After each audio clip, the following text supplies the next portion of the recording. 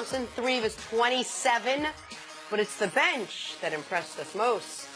Man, I gave them props when we showed this first time, but now I got to talk. This is a technical. You can't have 8 dudes on the court. Look at my man, big head dude. I didn't even know he's on the team anymore. Oh yeah, I couldn't think of his name. All them big head dude. Dude followed on people. Oh man, Zaza going to injure a teammate in the celebration. See, he tried to put Quinn Cook in a chokehold. That was deep great. On the bench. This is a great sequence by the Warriors. I mean, Zaza was their starting center throughout the year, and then he started injuring people. They're like, nah, we're going to go with JaVale. Game 1 of the Rockets-Jazz series, Clint Capella dunk all over Rudy Gobert. Man, James Harden was awesome in this game. The Rockets had a 20-point lead by midway through the second quarter and just basically cruised on in from there. Rudy Gobert, good, big disappointment in this game number 1. Agreed. He'll be better, but agreed. He wasn't his defensive Thought he would have a bigger stopper. impact, yes. Same game, Donovan Mitchell, hezzy crossover on James Harden, and then a nice little scoop layup. Nick, I'm going to let you talk about it because I'm tired of telling the world about Donovan This Mitchell. dude's unbelievable, man. 22 points in the third quarter in the closeout game against OKC on Friday.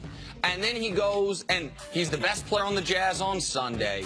The moment never looks too big for him, and his creativity near the rim is remarkable. Most impressive thing he did yesterday was not break his ankle when dude stepped on him. Man, Remarkable. I was certain that was a broken ankle. That I don't know how it didn't dislocate or something. He just walked The off. only other person can do that is Hub when he's on the dance floor in Harlem. Monday night, must-watch television looks like this. Sixers and Celtics facing off in the Eastern Conference semifinals. Joel Embiid and Ben Simmons ready to take on an injury-riddled Boston team. Sixers are heavy favorites to win the series. I know that because I understand how the favorites work. Nick, is there any chance the Celtics upsets the 76ers in the second round? Man, I'm out of the business of giving the Celtics 0% chance on anything. Because it seems like it doesn't matter who's out there. Like, seems like Brad Stevens, give him a few days, he gonna find out, hey, Semi Ojeleye, who looks like a backup tight end, go out there and give me quality minutes. Terry Rozier, now all of a sudden you went from being 2 years ago the 73rd best point guard in the NBA to now you're like the 14th best. I don't know how Brad Stevens and this team has been able to do it. I don't know how they beat the Bucks.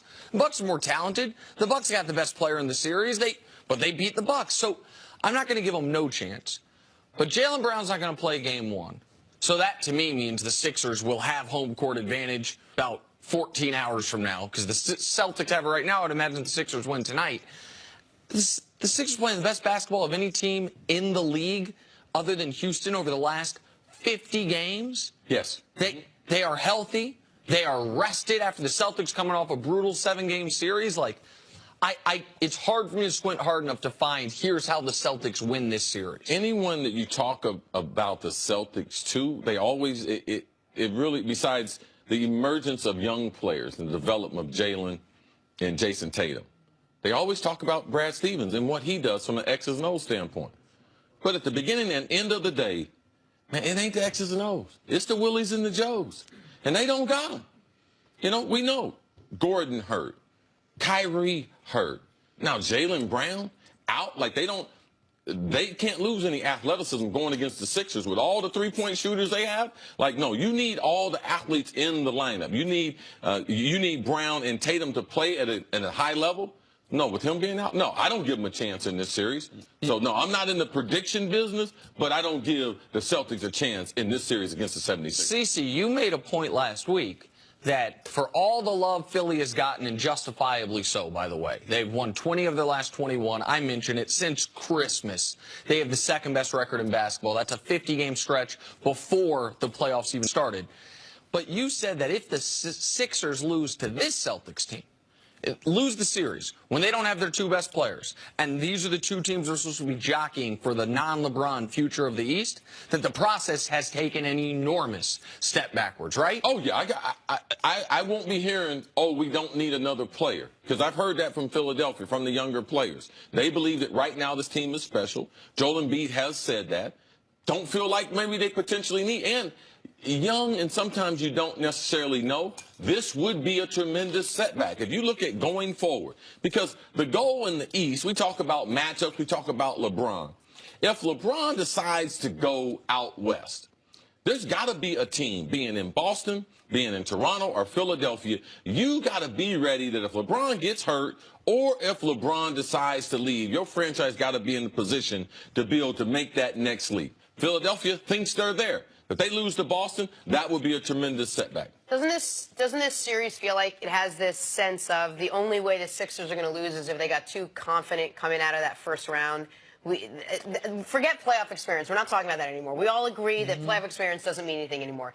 If they got real confident, they suddenly feel like this is the team. They don't need anything else. And I'm not knocking it. I'm just saying, can overconfidence play a role heading into a very depleted Celtics team? It's hard to be overconfident when you don't have a lot of experience. I think that the Heat was a perfect matchup for them because the Heat, outside of Wade, they didn't have a bunch of experience. But they were well prepared. They're well coached. They're very physical, very, very tough. And on paper, it didn't look like a tough series for Philadelphia. But when you never won a series with this group of players, I think it was just tough enough. And let's not forget the veteran players that they added.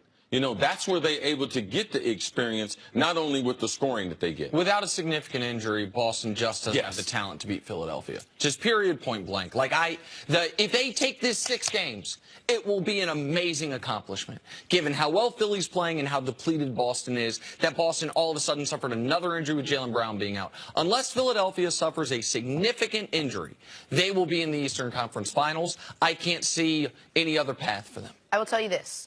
If this series ends and the Celtics don't move on and I don't get a tweet back from Danny Ainge, he's never going to tweet you. He blocked you, actually. You should check. Ever again. There's no way Danny Ainge blocked me. Why would you do that? It's me. There are very funny things on my Twitter. Coming up, will the Thunder move Melo to the bench next season? Oh, Melo, not a big fan of that. He doesn't think that's a great idea. My boy Dave Chappelle said he's going to look on your Twitter and start using some of your material. Because it's funny. Oh, that's why. Okay. You get it? Now I get it. I didn't get it.